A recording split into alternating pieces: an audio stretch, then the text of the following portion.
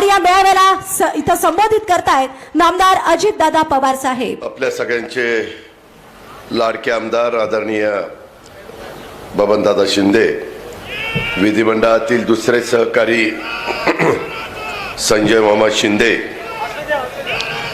तिसरे माझे सहकारी यशवंत माने, कार्यक्रमाला उपस्थित असणारे राजन पाटील, दीपक आबा साळुंखे, कल्याणराव काळे, वामनराव उबाळे, निरंजन भूमकर, सुहास पाटील, उमेश पाटील, आत्ताच ज्यांनी आमचं स्वागत केलं ते आपल्या भगिनी नगराध्यक्ष माळुंग श्रीपूरच्या चव्हाणताई, त्यांच्याबरोबर आलेले सगळे माझे सन्माननीय नगरसेवक, नगरसेविका,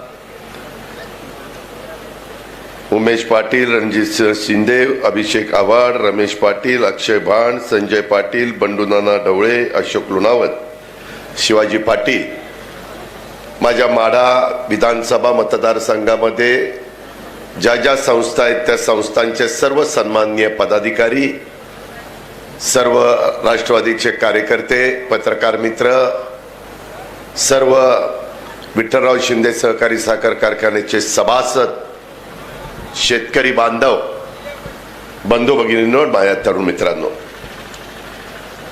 मित्रांनो, सुरुवातीलाच शारदीय नवरात्राची सांगता होतीये आणि त्या निमित्तानं स्त्री शक्तीला वंदन करतो। उद्याच्या असलेल्या विजयादशमीच्या आपल्या सर्वांना मनापासून शुभेच्छा देखील देतो। आपल्या सर्वांच्या आयुष्यामध्ये यशाचं, समृद्धीचं, सुखाचं, यशस्वी सीमोल्लंघन व्हावं असं आई जगदंबेच्या चरणी साकडं देखील घालतो। मित्रांनो, आज मला बबनदादांनी विठ्ठलराव शिंदे सहकारी साखर कारखान्याच्या गळीत हंगामाच्या निमित्तानं निमंत्रण दिलं होतं। 11 वाजताची वेळ होती पण मला उशीर झाला। त्याचं कारणच मुळात असं होतं की डिफेन्सचा एअरपोर्ट असल्यामुळं तिथून हेलिकॉप्टर उडायलाच त्यांनी जवळपास 11:30ला परवानगी दिली। काही त्यांच्या अडचणी होत्या आणि त्याच्यामुळे यायला उशीर झाला, त्याबद्दल सुरुवातीला तुमच्या सगळ्यांच्या समोर दिलगिरी व्यक्त करतो। खरं तर वडीलधाऱ्यांच्या शुभ हस्ते गळीत हंगाम सुरू करण्याचा काम बबनदादांनी आणि संचालक बोर्डाने केलं। त्याचं कारण सध्या महाराष्ट्रामध्ये काही ठिकाणी ग्रामपंचायतीच्या निवडणुका चालू असल्यामुळे त्यांनी सांगितलं की राजकीय लोकांनी बोली टाकायची नाही। शेवटी आपण नियमाचं पालन करणारे कार्यकर्ते आहोत। ती आपली स्वर्गीय यशवंतराव चव्हाण साहेबांनी शिकवलेली परंपरा आहे आणि त्या परंपरेचा मान ठेवत कुठेही आचारसंहितेचा भंग होणार नाही ह्याबद्दलची काळजी बबनदादा आणि आम्ही सगळ्यांनी घेतली आणि मोळी त्यांनी टाकली। आम्ही आपल्या बाजूला ते पाहत होतो आणि त्याच्यानंतर तुमच्या सगळ्यांच्या समोर आलो। मित्रांनो, मधी राजू शेट्टी देखील म्हणालेले होते की अजून गळीत हंगाम कधी सुरू करायचा याबद्दलची बैठक एकनाथराव शिंदेंच्या नेतृत्वाखाली मुख्यमंत्र्यांची झालेली नाहीये आणि अजित पवारांनी मग 23 तारीख कशी दिली। मी नंतर राजू शेट्टींना फोन केला आणि सांगितलं की राजू शेट्टी जी, आपण खासदार होता, आपण शेतकरी संघटनेचे नेते आहात, शेतकऱ्यांच्या करता आपण लढता, भांडता, आंदोलन करता, पण अनेक वर्ष ही परंपरा आहे। आता उद्या दसऱ्याच्या निमित्तानं पण अनेकांनी मुहूर्त साधलेला आहे आणि मोळी टाकतात। कारखाना सुरू करत नाही, कारखाना 1 तारखेला सुरू होणार, 31 तारखेला रात्रीच तोड बसणार आणि सकाळी ऊस आल्यानंतर रितसर कारखाना सुरू होणार।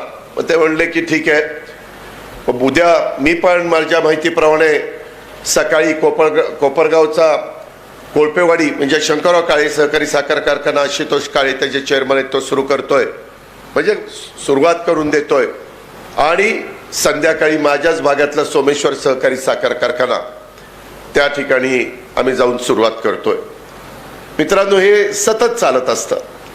माझ्या आधी वेगवेगळ्या मान्यवरांची भाषणं झाली. त्याच्यामध्ये रणजित शिंदे यांनी प्रास्ताविक केलं, ढवळे बोलले, त्याच्यानंतर संजयदादा पाटील बोलले आणि मग नंतर आपल्याला विठ्ठलरावदादा सहकारी साखर कारखान्याचे चेअरमन बबनदादांनी मार्गदर्शन केलं. अनेक प्रश्न आहेत. मी देखील राजन मालक इथं बसलेले आहेत, बबनदादा इथं बसलेले आहेत. ज्यावेळेस ह्या दोघांनी सहकारी साखर कारखाने काढायचा निर्णय घेतला त्यावेळेस दोघांचे कारखाने 1250 टनाचे होते आणि त्यांना बँकेचं कर्ज पाहिजे होतं. पुणे जिल्हा मध्यवर्ती सहकारी बँक आम्हा लोकांच्या ताब्यामध्ये होती आणि त्याच्यामुळे त्यांनी सांगितलं की आम्हाला कर्ज पुरवठा द्या.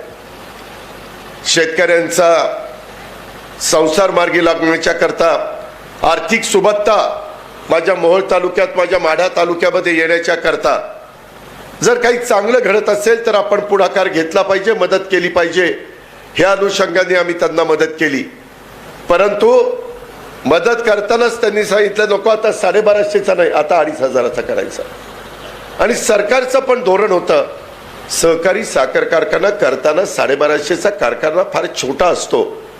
1250 कारखान्याला तेवढंच संचालक बोर्ड, 2500 तेवढंच, 5000 तेवढंच, 10,000 तेवढंच. MD तोच, शेतकी अधिकारी तोच, चीफ इंजिनियर तोच, चीफ केमिस्ट तोच. आणि त्याच्यामुळं कारखान्याची कॅपॅसिटी जेवढी मोठी तेवढा खर्च विभागला जातो आणि त्याच्यातून त्या भागातल्या शेतकऱ्यांना चांगला दर देता येतो. आणि हेच गमक आमच्या बबनदादांनी ओळखलं. आणि ज्या भागामध्ये एकेकाळी कुसळ उगवत नव्हतं किंवा फार तर ज्वारी चांगला पाऊस झाला तर व्हायची, असा असणारा माझा माढ्याचा परिसर, उजनीमध्ये अनेकांच्या जमिनी गेल्या, घरदारं, जमीन जुमला, शेतीवाडी, मंदिरं, सगळं काही श्रद्धास्थान त्याच्यामध्ये अनेकांचं गेलं. त्याचा फटका माझ्या पुणे जिल्ह्याला बसला, माझ्या सोलापूर जिल्ह्याला बसला, माझ्या नगर जिल्ह्याला बसला. पण कुणाचा तरी अशा पद्धतीनं धरण करत असताना जमीन गेल्याशिवाय इतरांची जमीन ओलिताखाली येत नाही, हे पण आपण अनेक वर्ष पाहत आलेलो आहे. आणि त्याच्यामुळं हे धरण करण्याचा निर्णय त्यावेळेच्या राज्यकर्त्यांनी घेतला आणि त्याच्यामुळे इथलं चित्र बदललंय. मी येताना बघत होतो काही ठिकाणी केळीच्या बागा, ऊसाचं क्षेत्र, माझ्या द्राक्षाच्या बागा, वेगवेगळ्या प्रकारे पिकं माझा बहादर शेतकरी घेतोय. दुर्दैवाने यंदा महाराष्ट्रामध्ये पाऊस कमी पडलेला आहे. जिथं पडला तिथं मित्रांनो एवढा पडला की अक्षरशः जमीन खरडून गेल्या. आणि जिथं नाही तिथं इतकी वाईट परिस्थिती आहे की गेल्या वर्षी काही ठिकाणी 750 मिलीमीटर पाऊस पडला, तिथं यंदा 250 मिलीमीटर पाऊस पडला. 100 मिलीमीटर म्हणजे 4 इंच, म्हणजे 10 इंच, 8 इंच, 12 इंच असा पाऊस पडलाय. आणि मागच्या वेळेस तोच पाऊस जवळपास साधारण 25-30 इंचापर्यंत पडलेला होता. कधी नव्हे ते यंदा बऱ्याच वर्षांनी तुमचं माझं उजनी धरण ओव्हरफ्लो होऊ शकलेलं नाहीये. मगाशी रणजित सिंह शिंदे म्हणाले 60% पाणी आहे, आज 58% पाणी झालेलं आहे. बाष्पीभवन होतंय, इलेक्ट्रिक पंप त्याच्यावर आहेत आणि त्याच्यामुळे शेतकरी आपल्या पिकाला पाणी घेत आहेत. बऱ्याचशा पिण्याच्या पाण्याच्या योजना सोलापूर सहित अनेकांच्या त्या उजनीवर आहेत, त्यालाही पाणी जात आहे. शेवटी पहिलं पाणी प्यायला, नंतर पाणी शेतीला आणि तिसरं पाणी इंडस्ट्रीला, अशा प्रकारचं धोरण आम्ही मागच्या सरकारमध्ये असताना स्वीकारलेलं होतं आणि त्याची अंमलबजावणी केलेली आहे.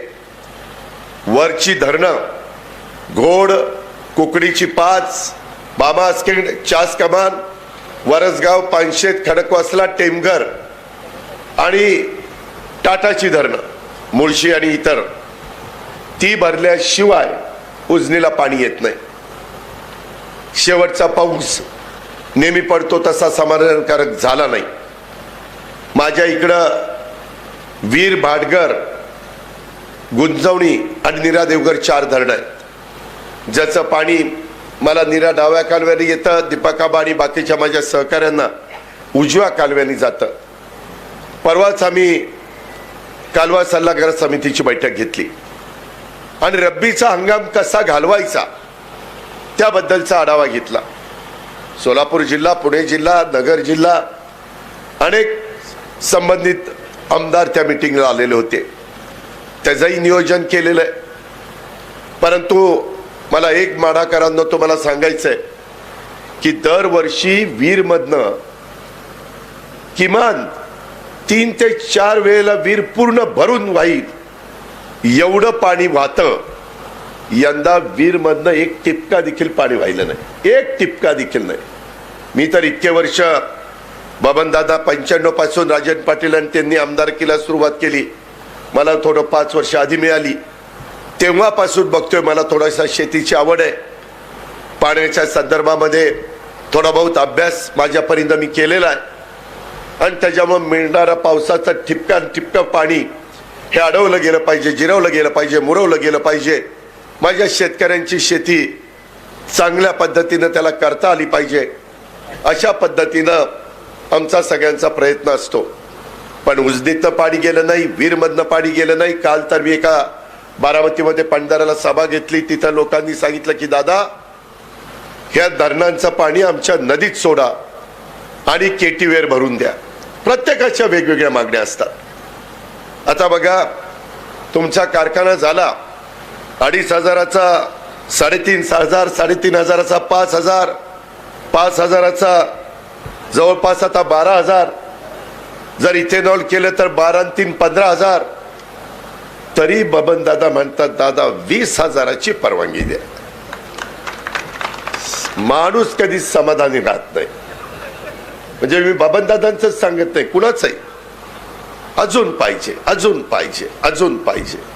आत्ताही रणजितनं बोलत असताना किंवा दादांनी पण बोलत असताना मानेगाव उपसा सिंचन योजना असेल, सिनामाडा उपसा सिंचन योजनेमध्ये काही गावांचा अजून समावेश करणं बाकी आहे, ती मागणी असेल.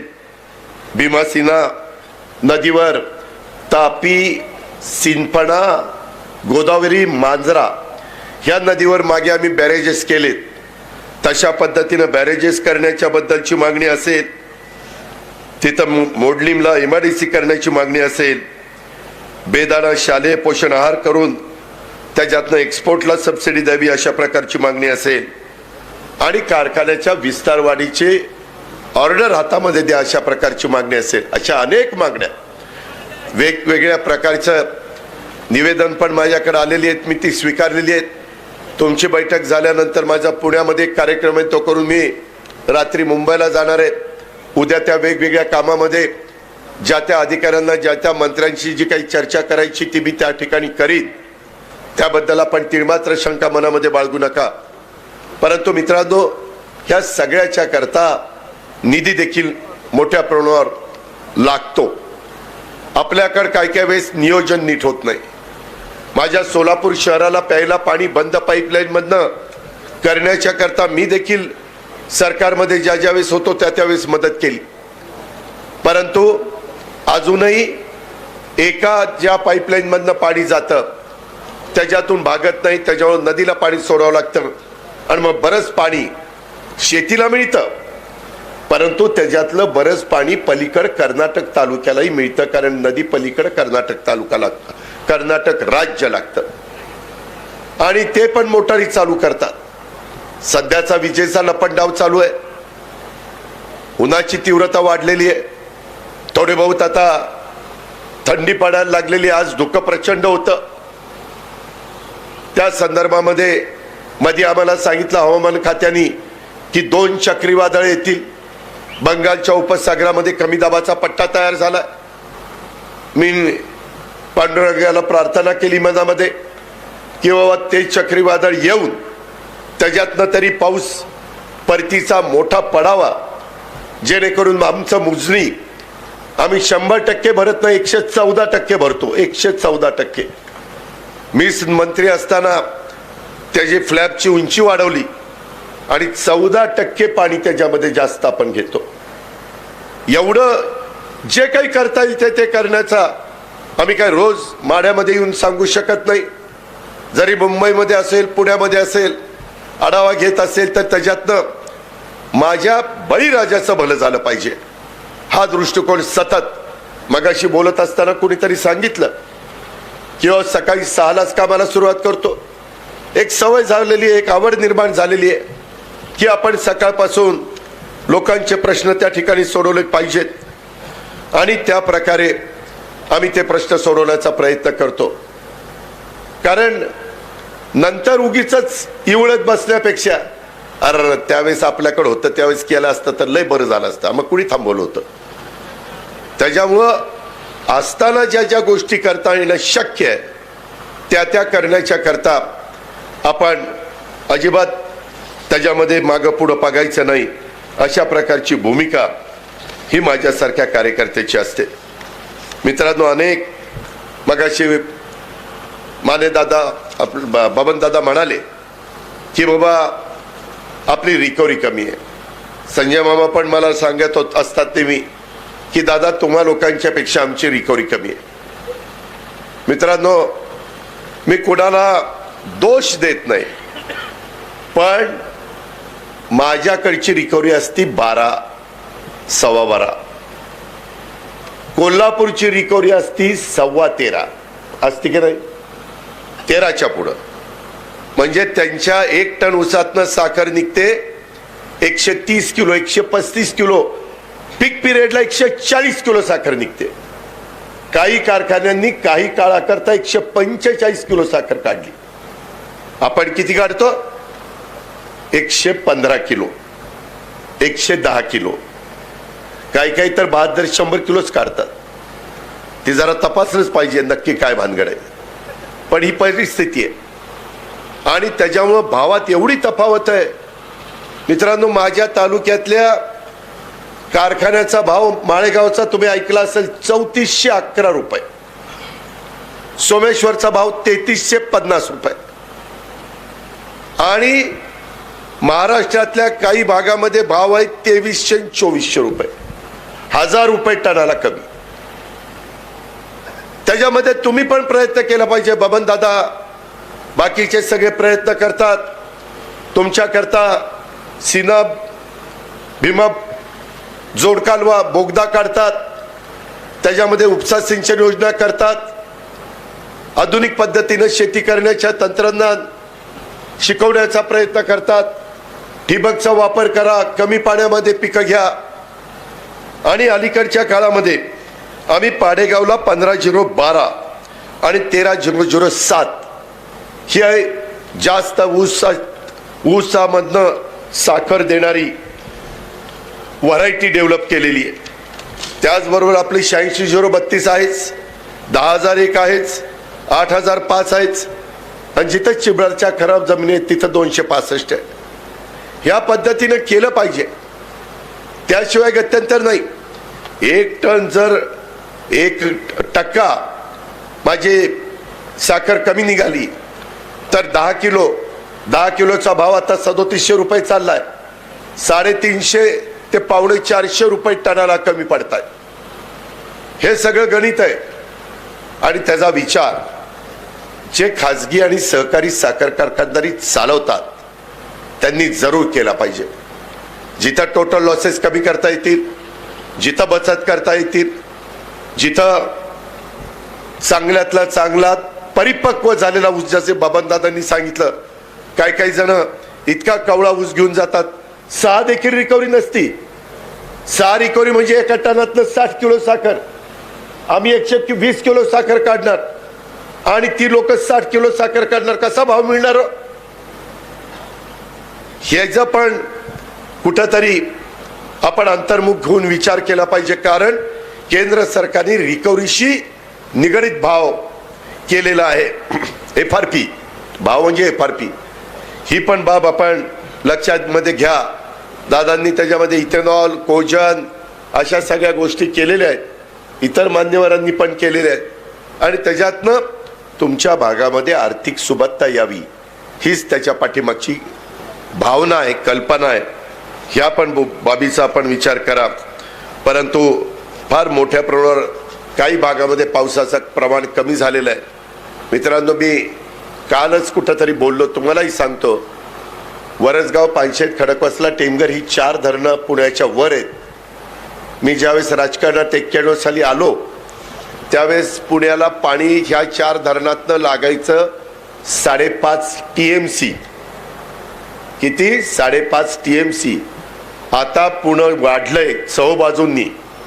आता पाणी लागतं जवळपास 19 TMC. 19 TMC. 14 TMC पाणी शेतीचंच कमी झालं ना, दुसरं कुठलं पाणी कमी होणार आहे? राज्यकर्ते कुणी असले तरी देखील पहिलं पाणी तर शेतीचं आपलं प्यायला तर द्यावंच लागेल. म्हणून आम्ही मागणी केलेली आहे. आता टाटाची धरणं ब्रिटिशांच्या काळामध्ये झालेली आहे, त्याच्यातनं वीज तयार केली जाते. आता सूर्यप्रकाशावर वीज तयार होते, वाऱ्यावर वीज तयार होते, न्यूक्लिअरवर वीज तयार होते, बगॅसमधनं वीज, कोजनमधनं तयार होते. अशा अनेक प्रकारमधनं वीज तयार होते. म्हणून पाण्यापासून वीज तयार करण्याच्या ऐवजी ते पाणी पहिलं प्यायला आणि नंतर शेतीला द्या. टाटाचं पाणी 25 TMC जर पुण्याला मिळालं तर तेवढं पाणी माझ्या पुणे जिल्ह्याला, सोलापूर जिल्ह्याला जास्तीचं मिळायला मदत होणार आहे. अशा पद्धतीचे अनेक प्रश्न असतात.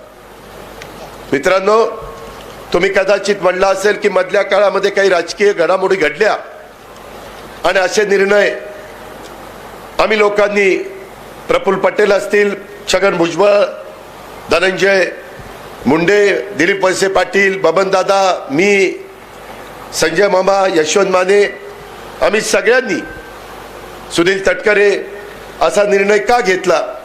मित्रांनो, शेवटी सरकारमध्ये आपण असल्यानंतर कामं जास्त होतात, लोकांचे प्रश्न सोडवता येतात. बहुजन समाजाला मदत करण्याच्या करता, वंचित वर्गाला मदत करण्याच्या करता आपल्या परिसरामध्ये आज ज्या काही मागण्या बबनदादांनी केल्या, विचारा बबनदादा, संजय मामा, यशवंताला, की सगळी कामं मधल्या काळामध्ये थांबली गेलेली होती. पुन्हा आपण सरकारमध्ये गेल्यानंतर स्थगिती आपण उठवली, निधी देण्याच्या बद्दलच्या आपण निर्णय घेतला. त्याच्यामध्ये एकनाथराव शिंदे आणि देवेंद्र फडणवीस साहेबांनी पण आपल्याला मदत त्या ठिकाणी केली आणि त्याच्यातून आपण आपल्या भागातले प्रश्न हे मार्गी लावण्याच्या करता निश्चितपणे यशस्वी झालो.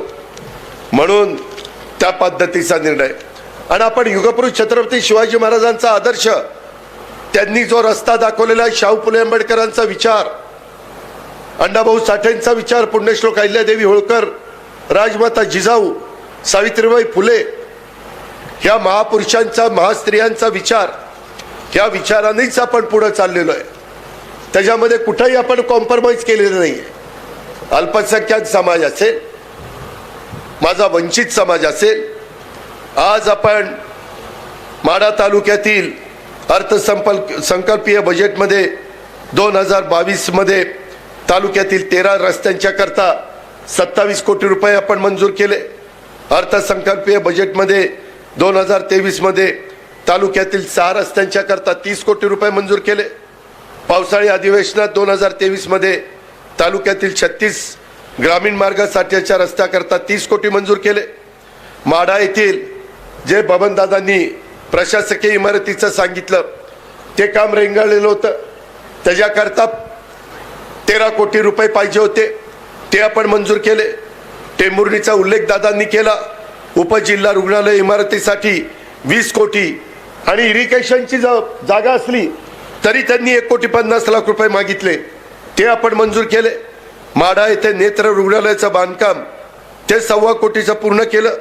कुडवाडी येथील ट्रॉमा रुग्णालयाचं 6.5 कोटीचं बांधकाम प्रगतीपथावर आहे.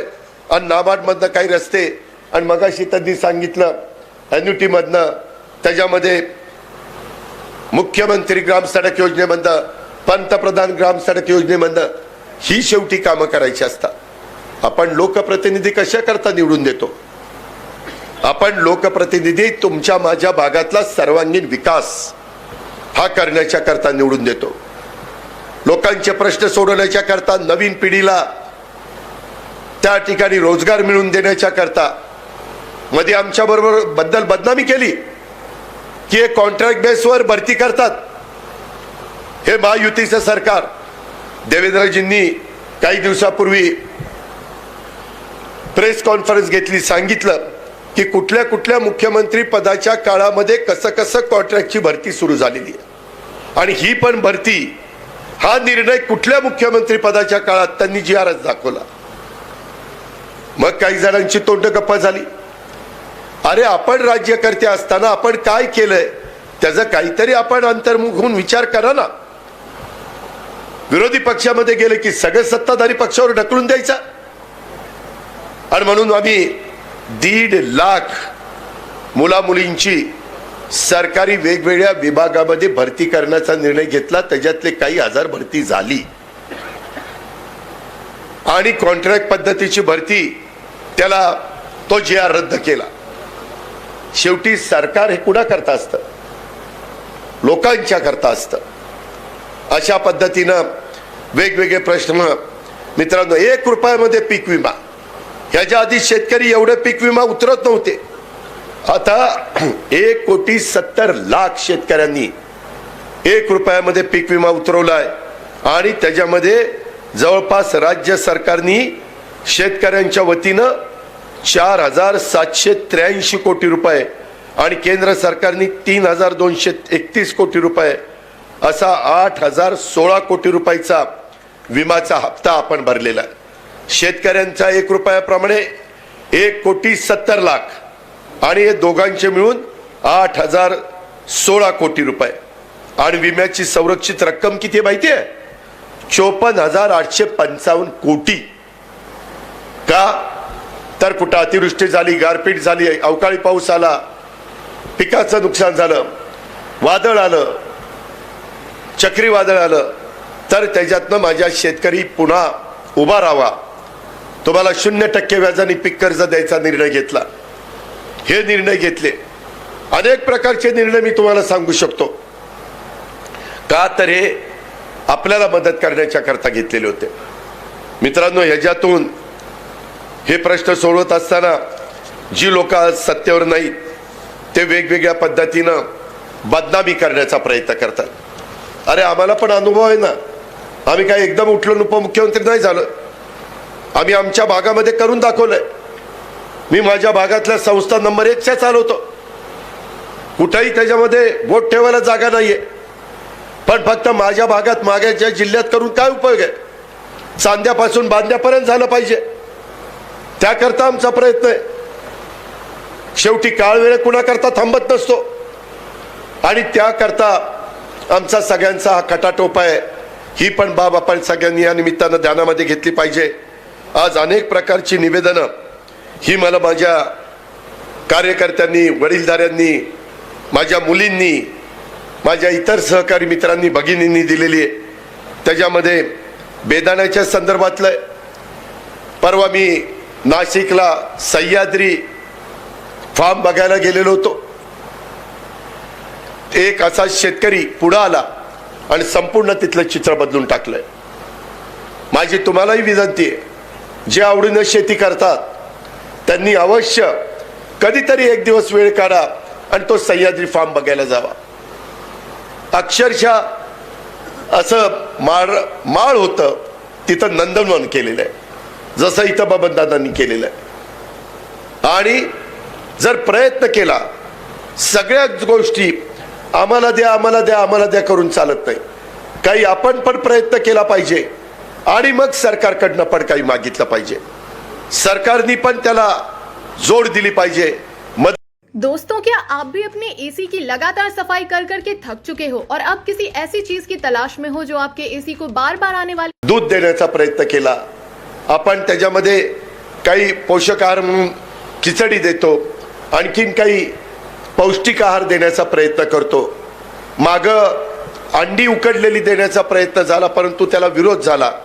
काही समाज शाकाहारी आहे, ते म्हणले आमच्या पोरांना कसली सवय लावता. त्याच्यावर तिथं कुठं भावना कुणाच्या दुखून चालत नाही. दूध देत असताना त्या दुधामध्ये जर विलंब झाला तर नासतं, त्याच्यातनं माझ्या मुला मुलींचं आरोग्य धोक्यात येऊ शकतं. त्याच्यावर तिथेही अडचण येऊ नये. आता बेदाणा तर अतिशय गोड असतो, त्याच्यातनं कुणी फक्त तक्रार करू नये आमच्या पोरांना डायबिटीज झाल्यावर काय करायचं. त्याच्यामुळं सगळ्यांना योजना राबवली गेली पाहिजे, परंतु त्याच्यातनं कुठली त्रुटी राहता कामा नये, त्याच्यातनं कुणाच्या मनामध्ये शंका कुशंका राहता कामा नये. आणि म्हणून माझ्या सोलापूर जिल्ह्यात, माझ्या सांगली जिल्ह्यात, माझ्या पुणे जिल्ह्यामध्ये, माझ्या नाशिक जिल्ह्यामध्ये, ह्या 4-5 जिल्ह्यामध्ये मोठ्या प्रमाणावर द्राक्ष उत्पादक शेतकरी आणि द्राक्ष उत्पादक शेतकरी जो कष्ट घेतो ना, जो मेहनत करतो, तो द्राक्षाचा शेतकरी असतो. ऊसाचा शेतकरी असा तसाच धर कांडन दाब, बघू मग कसा येईल तसा येईल. परंतु डाळिंबाला, द्राक्षाला, इतर जी काही पिकं असतात, केळीला प्रचंड मेहनत घ्यावी लागते. आणि ऊसाला पण मेहनत घेणारा 100 टनाच्या पुढे काढतो. माझ्या समोर कितीतरी शेतकरी 125 टन ऊस काढणारे आहेत, 100 टन, 110 टन, 105 टन ऊस काढणारे. पण ते शेतकरी असले तरी काही शेतकरी एकरातनं 10 टन ऊस काढणारे पण आहेत. ह्या कटावरून बघितलं की तिकडं कोण चाललेलं दिसतंय, आणि नुसतंच कुठंतरी तालुक्याच्या ठिकाणी जायचं. काय रे काय चाललंय सध्या, हे अजित पवारने असं का केलं असेल. दुनियाच्या गप्पा आणायच्या. शेतातलं गाजर गवत काढता काढता नाकेनो, तिथं तर डुंकून बघायचं नाही, खुरपण करायची नाही, काय नाही, तणानी पार वाटोळं झालेलं असतं. पण गप्पा तर काय, मोदी साहेबांनी असा का मुद्दा मांडला असेल. अरे ते बघतील ना, तुला काय करायचं, तुझी शेती कर ना. पहिल्यांदा तुला 0% व्याजाने पीक कर्ज देतोय, 1 रुपयामध्ये तुला पीक विमा देतोय. बाकीचा 72 शेतकरी त्याच्या मुला मुलींना दर्जेदार शिक्षण देत आहे, चांगला संस्कार करतायत, चांगले त्याच्या संदर्भामध्ये जीवन जगतायत. आणि तुम्ही काय सांगताय. ह्या पद्धतीनं माझी इतरांना विनंती, व्यसनाधीन होऊ नका. साधू संतांचे विचार, पांडुरंगाचे विचार डोळ्यासमोर आणा आणि त्याच्यातनं आपलं भलं करण्याचा प्रयत्न करा. मित्रांनो, हे सगळं होत असताना मगाशी जे काही बबनदादा तुम्ही मानेगाव, सीनाबाणा ह्याच्याही संदर्भामध्ये किंवा भीमा सीना नदीवर बॅरेजेस ह्याच्यामध्ये देवेंद्र फडणवीस साहेब यांच्याकडे पाटबंधारे मंत्रीपद आहे, ते उपमुख्यमंत्रीपद आहे, माझ्याकडे अर्थ मंत्रालय आहे. आम्ही दोघं जण मिळून ह्याबद्दलची बैठक तातडीनं घेऊन ह्याच्यामध्ये कसा पुढं मार्ग काढायचा आहे. बाबा काही संजय मामाचे पण प्रश्न आहेत, काही यशवंताचे पण प्रश्न आहेत, इतरांचे पण वेगवेगळ्या प्रकारचे प्रश्न आहेत. ते प्रश्न आपण मार्गी त्या बाबतीमध्ये लावू. मगाशी बोलत असताना कोणीतरी सांगितलं की बाबा कृष्णा भीमा स्थिरीकरणाचं पाणी म्हणले आता इकडं आणायचं नाही, बबनदादाच म्हणले, ती जोड कालवा, त्याच्यात नीरा नदीचं तर पाणी आपण पहिल्यांदा उजनीमध्ये आणू. ते पाणी आणायला मी खरं तुम्हाला सांगतो, माझ्या आणि बबनदादाच्या हयातीत तरी ते पाणी येत नाही. मी, बबनदादा, राजन पाटील आपल्या हयातीत नाही, कारण मी त्याचा इतका अभ्यास केलाय. इतके 1000 कोटी रुपये लागत आहेत, इतके 1000 कोटी. आता तर माझ्या माहितीप्रमाणे त्याला कमीत कमी 40 ते 50 हजार कोटी रुपये लागतील कमीत कमी. आणि अख्ख्या महाराष्ट्राचा विचार करायचा असतो. आणि त्याच्यामुळं, आणि ते पाणी कधी येणार, पुराच्या पुरतच. कारण पंचगंगा, माझं कोयना, माझी वारणा, आमची कृष्णा, ह्या नद्या ठराविक काळच चालतात. पूर परिस्थिती नंतर काय, ती बोगदा केल्यानंतर आता कसा सीना भीमा जोड कालवा, त्याच्यामधनं धरण भरलं की बोगदा चाललाच, तसं तिथं नाहीये. त्याच्यावर करताना काही जण लोकांना असं काही स्वप्न दाखवतात की आपल्यालाही वाटतं, आम्हालाही लहानपणी आम्ही बारामतीला असताना नाजरं झालं पाहिजे, नाजरं झालं पाहिजे, नाजरं झालं तर बारामतीचं कल्याण होणार. नाजरं झालं, पुरंदर तालुक्यातली तिथली गावं देखील बागायती होऊ शकली नाही. फार परिस्थिती बाबांनो वेगळी आहे. परंतु मी कुणाला नावमेद करत नाही. माझं हे मत आहे ह्याच्यापेक्षा तुम्ही जास्त अभ्यास करून जर वेगळा काही प्रस्ताव आणला तर मी तज्ञांच्या बरोबर चर्चा करायला तयार आहे. मी इरिगेशनच्या लोकांना घेऊन बसायला तयार आहे. जे रिटायर झालेले चांगले अधिकारी आहेत त्यांचाही मी ऐकायला तयार आहे. आम्ही उगीच होत नाही असं नाही. काही वेगवेगळी टेक्नॉलॉजी आली, वेगवेगळं काही तंत्रज्ञान आलं तर आहे आपली तयारी. ही पण बाब मी आपल्याला सगळ्यांना या निमित्तानं लक्षामध्ये आणून देऊ इच्छितो. मित्रांनो, तिसरा ही सगळी निवेदन आणि त्याच्यामुळं मगाशी दादांनी जे काही सांगितलेलं आहे त्या संदर्भामध्ये मी त्या बैठका लावून त्याच्यातनं मार्ग काढण्याचं मला बेदाण्याचं जरा सोपं वाटतं. कारण त्याच्यात काही अंड्यासारखं नासायचं नाही, दुधासारखं काही खराब व्हायचं नाही. अरे थांब ना, अजून भाषण कुठं झालंय? लय सांड्यावर आलाय. जरा दमानी घे. लय असल्या सभा बघितल्यात. मित्रांनो, अजून एक महत्वाचा मुद्दा सध्या राज्यामध्ये चर्चेला चाललाय, तो म्हणजे मराठा समाजाचं आरक्षण, धनगर समाजाचं आरक्षण. वेगवेगळ्या प्रकारच्या मागण्या करण्याचा अधिकार समाजातल्या प्रत्येक घटकाला आहे. तो संविधानाने, कायद्याने, नियमाने दिलेला आहे. त्याबद्दल दुमत कुणाचंच नाही. आंदोलन करू शकतात, चक्री उपोषण करू शकतात, मोर्चे काढू शकतात, भाषणं करू शकतात, लोकांना जागृत करू शकतात. याबद्दल अनेकदा आपल्या राज्याची निर्मिती झाली 1960ला. आपण संयुक्त महाराष्ट्राचा मंगल कैलास आणला. आता आहे 2023, 63 वर्ष झाली. यशवंतराव चव्हाण साहेबांच्या पासून अनेक मुख्यमंत्री आता एकनाथराव शिंदेच्या पर्यंत झाले. सुरुवातीच्या काळामध्ये तर अशा प्रकारची कधी मागणी नव्हती. विलासराव मुख्यमंत्री झाल्यानंतर थोडी ही मागणी डोकंवर काढायला लागली. आम्ही पृथ्वीराज चव्हाणांच्या काळामध्ये सगळ्यांनी ठरवलं आणि आरक्षण द्यायचा निर्णय घेतला. 16% मराठा समाजाला, 5% मुस्लिम समाजाला, 21% आरक्षण. आत्ताचं 52% आरक्षण ST, SC, NT, OBC सोडून हे द्यायचा निर्णय झाला. आम्ही त्या बाबतीमध्ये अभ्यास केला. आम्हाला जो सल्ला देण्यात आला त्या पद्धतीने आम्ही केलं. दुर्दैवाने हायकोर्टामध्ये ते टिकलं नाही. मगाशी गायकवाड आयोगाचं कोणीतरी बोललं त्यावेळेस त्या पद्धतीने ते झालं. नंतर देवेंद्रजींचं सरकार आलं, त्यांनी पण आयोग नेमला, त्यांनी पण त्यांच्या परीने अभ्यास केला. त्याच्यामध्ये त्यांनी केलेल्या अभ्यासामध्ये हायकोर्टामध्ये आरक्षण टिकलं, परंतु सुप्रीम कोर्टामध्ये ते नाकारण्यात आलं. आज माड्याकरांनो किंवा शेतकरी मित्रांनो, बांधवांनो, आपल्या महाराष्ट्रात 52% आरक्षण आहे. मागासवर्गीयांना, आदिवासींना, भटक्यांना आणि इतर मागासवर्गीयांना. 10% इकॉनॉमी वेकर सेक्शन मधल्या काळामध्ये ज्यांना अजिबात आरक्षण मिळत नाही कशातच, त्यांच्या मुलांना, मुलींना गरीब असतील तर त्यांचाही हक्क आहे म्हणून 10% आरक्षण देण्यात आलं. 52 आणि 10, 62. सुप्रीम कोर्टामध्ये देवेंद्रजींनी दिलेलं आरक्षण टिकलं नाही. प्रचंड मोर्चे, 58 मोर्चे केवढे निघाले. आम्ही पण त्या मोर्चामध्ये शेवटी चालायचो. सुरुवातीला आमच्या मुली असायच्या, नंतर आमच्या महिला असायच्या, आमच्या म्हणजे आपल्या, नंतर पुरुष मंडळी असायची. कुणाचाही बोर्ड नसायचा. मराठा सकल समाज. तशाच पद्धतीनं धनगर समाज आपल्या आपल्या परीनं मागणी करतोय. मराठा समाजाच्या आरक्षणाच्या बद्दल बैठका झाल्या. मनोज पाटलांनी त्या बाबतीमध्ये आंदोलन केलं. त्यांची मुख्यमंत्र्यांची चर्चा झाली.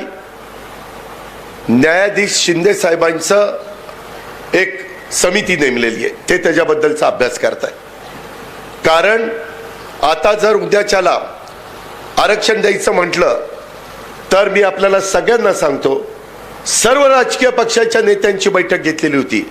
जेवढे पक्ष आहेत तेवढे प्रमुखांची, विरोधी पक्ष नेते सगळ्यांची, आणि त्याच्यामध्ये सगळ्यांनी सांगितलं आता दिलेल्या 52% आरक्षणाला कुठलाही धक्का न लावता तुम्ही राहिलेल्यामधनं आरक्षण द्या, आमचा पाठिंबा आहे.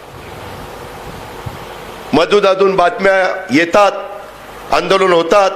इंदापूरला सभा झाली, बारामतीला झाली, जालन्याला झाली, दहिवडीला झाली, फलटणला झाली. सभा घेण्याचा सगळ्यांना अधिकार आहे. आणि त्या सभेमध्ये जी भूमिका मांडायची ती मनोजींनी मांडली. त्याच्या संदर्भात त्यांचं म्हणणं आहे की सरसकट मराठा समाजाला कुणबी द्या. आणि आत्ता ओबीसी समाजामध्ये 350 जाती आहेत. किती? 350. माझ्याकडे आत्ता ते यादी आहे. त्यांचं म्हणणं की आम्हाला सगळ्यांना आरक्षण मिळत नाही, आमच्यात जे खरोखरीच कुणबी आहेत त्यांना ऑलरेडी आरक्षण आहे. विदर्भामध्ये देशमुखांना आरक्षण आहे, उत्तर महाराष्ट्रात आरक्षण आहे, मराठवाड्यात निजामशाहीच्या काळात मराठवाडा महाराष्ट्रात आला. त्यांच्या काळातलं रेकॉर्ड बघायला सांगितलं, हैदराबादला जाऊन उर्दूमध्ये तपासायला सांगितलं. तोही आपण प्रयत्न करतोय. मित्रांनो, आम्हाला सगळ्यांना संधी मिळाल्यानंतर आम्ही जसं मराठा सकल समाज मागणी करतो, मी पण मराठा समाजाचाच आहे, मी दुसऱ्या समाजाचा नाहीये. मलाही त्या ठिकाणी समाजातल्या गरीब वर्गाला, पण माझ्या मुलामुलींना, संजयच्या मुलामुलींना, कल्याणरावच्या, बबनदादांच्या, दीपकच्या, राजन मालकाच्या, रणजितच्या, इथं अनेकांना मुलामुलींना आरक्षणाची गरज नाही. पण एक वर्ग आपल्या मराठा समाजात असा आहे की त्यांना आरक्षणाची गरज आहे. त्या आर्थिक बाबतीत कमकुवत आहे. ते आज कष्ट घेत आहेत, परिश्रम घेत आहेत. काही जण रोजगार हमीच्या कामाला जात आहेत. जमिनीचे तुकडे पडले.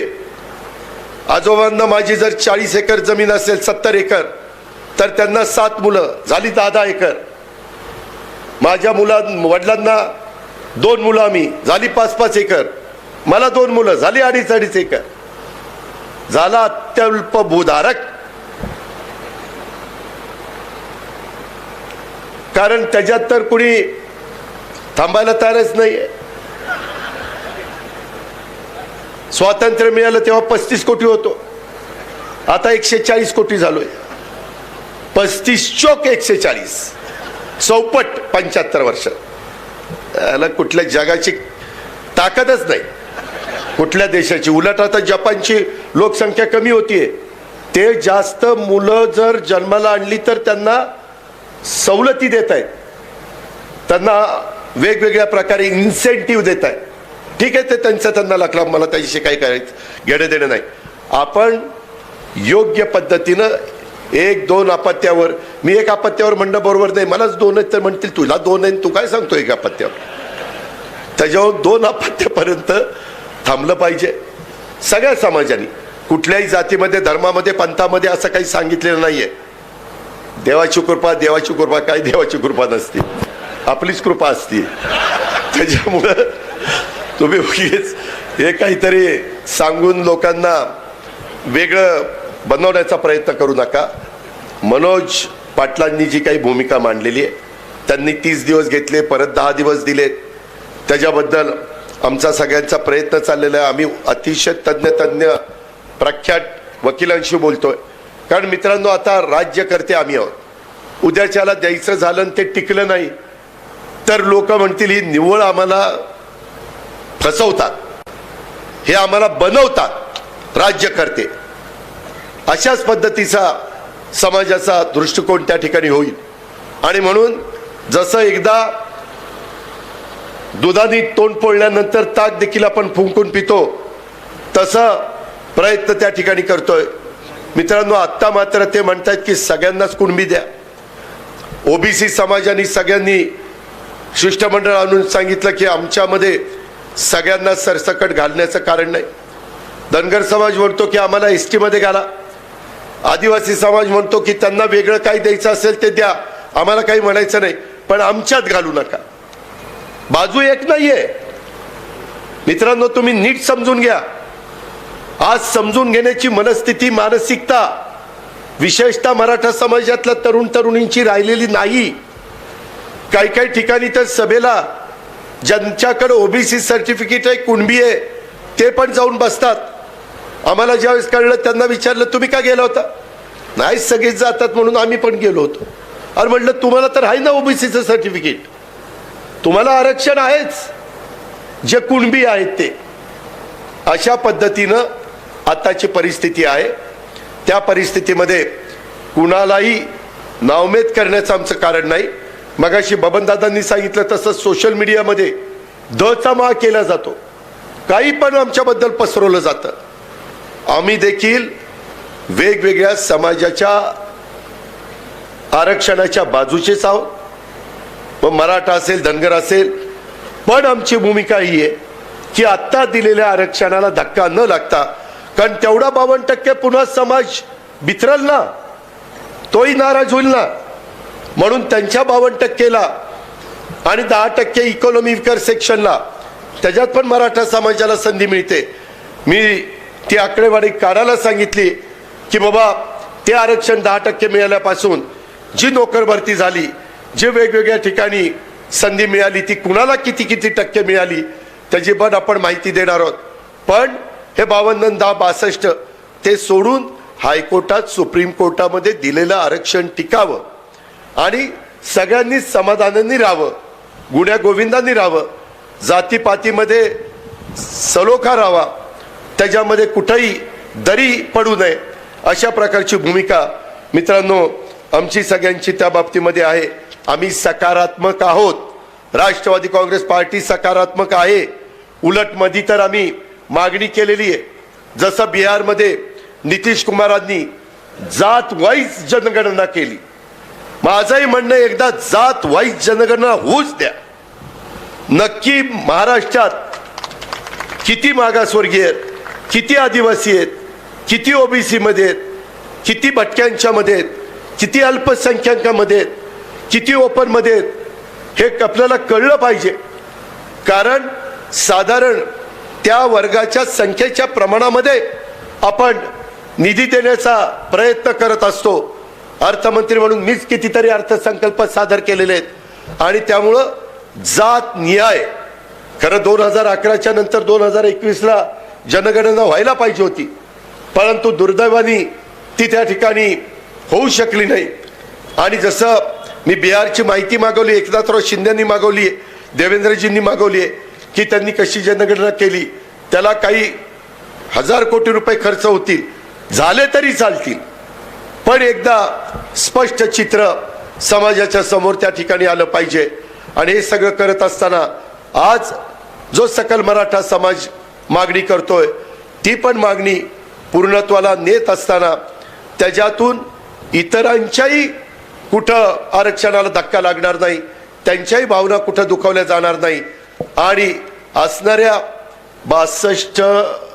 38% राहिलेल्या 38% त्यामध्ये सुप्रीम कोर्टात, हायकोर्टात टिकेल अशा पद्धतीचं आरक्षण देण्याच्या बद्दल न्यायाधीश शिंदे साहेबांच्या नेतृत्वाखाली ती समिती बसवलेली आहे. आणि तशा पद्धतीचं काम सुरू झालेलं आहे.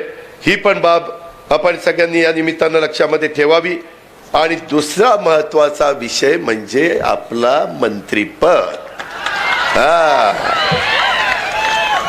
त्याच्या संदर्भामध्ये आता मला तिथं जागाच नाही. पूर्वी मला सांगता यायचं वरिष्ठांनी नाही केलं त्याला मी काय करू. अरे थांबणार त्याच्या संदर्भात आम्ही सगळ्यांनी, एकनाथराव शिंदे आणि देवेंद्र फडणवीसांचं सरकार झालं, 20 लोकांचं मंत्रिमंडळ होतं आणि त्याच्यात आम्ही चर्चा केली आणि हे वेगवेगळ्या प्रकारच्या प्रश्नांची सोडवणूक करण्याच्या करता, आमची कामं होण्याच्या करता, बहुजन समाजाचं भलं होण्याच्या करता, वंचित वर्गाचं, गरीब वर्गाचं, मागासवर्गीय आदिवासी वर्गाचं, अल्पसंख्याक वर्गाचं भलं होण्याच्या करता आम्ही सगळ्यांनी ही भूमिका घेतली. आज 45-50 आमदार भूमिका घेतात, हे काही साधीसुधी गोष्ट नाहीये. आणि त्याच्यातनं आम्ही पण 30-35 35 वर्ष समाजकारण, राजकारण केलेलं आहे. आम्ही पण वरिष्ठांचा मान राखलेला आहे, वरिष्ठांचा आदर केलेला आहे. वरिष्ठांनी जे सांगितलं ते त्या ठिकाणी पाळलेलं आहे, हेही आपल्याला सगळ्यांना माहिती आहे. वरिष्ठांनी बाहेरनं 2014ला भाजपला पाठिंबा दिला, आम्ही गप्प बसलो, ठीक आहे, दिला, निर्णय घेतला, मान्य आहे. अशा अनेकदा घटना घडल्यात, त्याचा मीच बऱ्याचदा साक्षीदार झालेलो आहे. स्वर्गीय RR पाटील आज हयात नाही, नाहीतर RR आणि मी अशा वेळेस बऱ्याचदा असायचो. पिचड साहेब असायचे, भुजबळ साहेब असायचे, पद्मसिंह असायचे, पाटील, विजयसिंह मोहिते पाटील असायचे, हे एक ज्येष्ठ नेते म्हणून त्यामध्ये असायचे. ही पण बाब तेवढीच निर्विवादपणे सत्य आहे, हे पण मी आपल्याला अतिशय स्पष्टपणे सांगतो आणि त्याच्यातनं आम्ही ही भूमिका स्वीकारलेली आहे.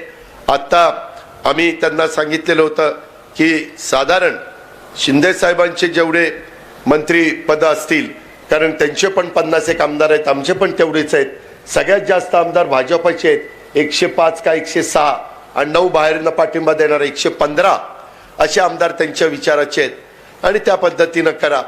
पहिल्यांदा त्यांनी 9 मंत्रिमंडळामध्ये सहकारी घेतले आणि त्याच्यातनं वेगवेगळ्या प्रकारच्या बातम्या येत आहेत.